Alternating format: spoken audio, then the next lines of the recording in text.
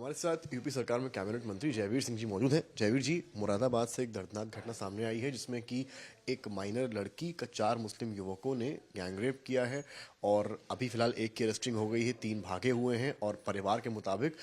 उसको बीफ वगैरह भी लगातार 2 महीने खिलाया गया और इस तरह की हरकत की गई है। निश्चित रूप से ऐसे दरिंदों के खिलाफ, ऐसे अमानवीय कृत्य करने वालों के खिलाफ, इस तरह के समाज के जो एक कुष्ठ हैं, कोढ़ हैं, ऐसे लोगों को पूरी तरह नेस्त नाबूद करने के लिए, कठोर कार्रवाई करने के लिए हमारी सरकार प्रतिबद्ध है। किसी भी कीमत पर जो भी उसमें घटना में शामिल लोग होंगे, जो भी दोषी होंगे, कठोरतम कार्रवाई हमारी प्रदेश सरकार करेगी। परिवार का यह भी आरोप है कि जो लड़की है नाबालिग, उसके हाथ पर ओम का टैटू था जिसे कि एसिड डालकर उस पर उसको क्षतिग्रस्त करने की कोशिश की गई है। देखिए, निश्चित रूप से तमाम दरिंदे, तमाम राष्ट्र विरोधी ताकतें भी हमारे समाज में और ख़ास रूप से एक वर्ग विशेष के द्वारा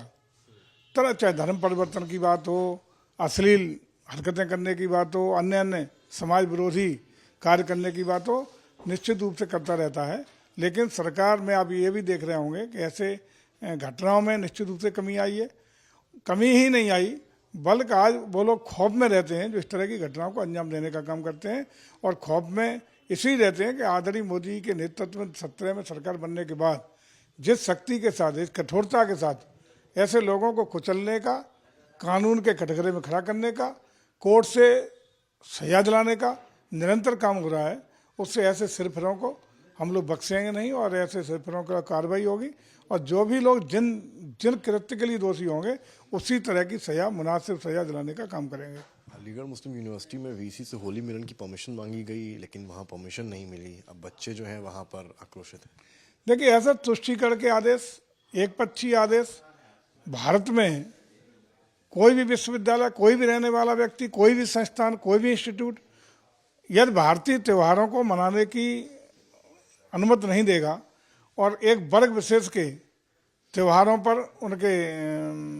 इबादत के दिनों में अनुमति देगा, तो इस तरह का भेदभाव निश्चित रूप से बहुत सरासर अन्याय है और ये सब नहीं होना चाहिए। और निश्चित रूप से ऐसे मामलों में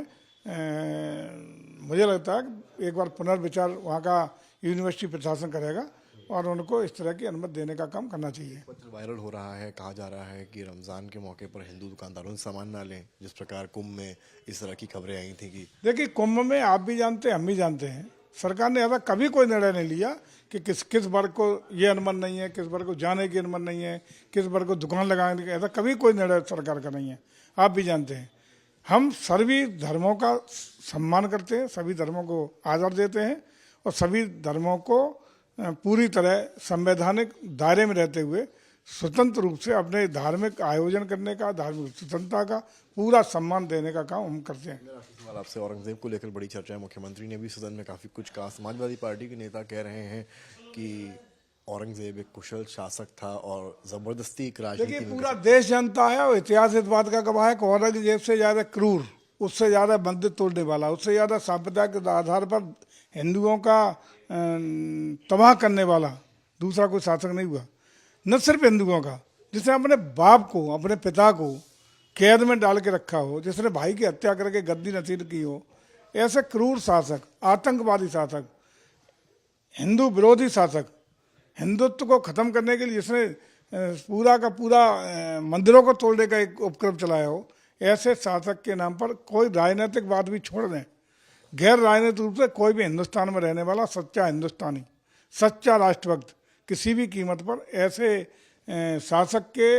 प्रशंसक को माफ नहीं कराएगा। बहुत शुक्रिया बात करने के लिए। तो ये थे हमारे साथ यूपी सरकार में कैबिनेट मंत्री जयवीर सिंह, और साफ कह रहे हैं कि जो भी औरंगजेब की तारीफ करेगा हिंदुस्तान में रहकर, उसे जनता कभी माफ नहीं करेगी। कैमरामैन गौरव के साथ समर्थ श्रीवास्तव, आज तक।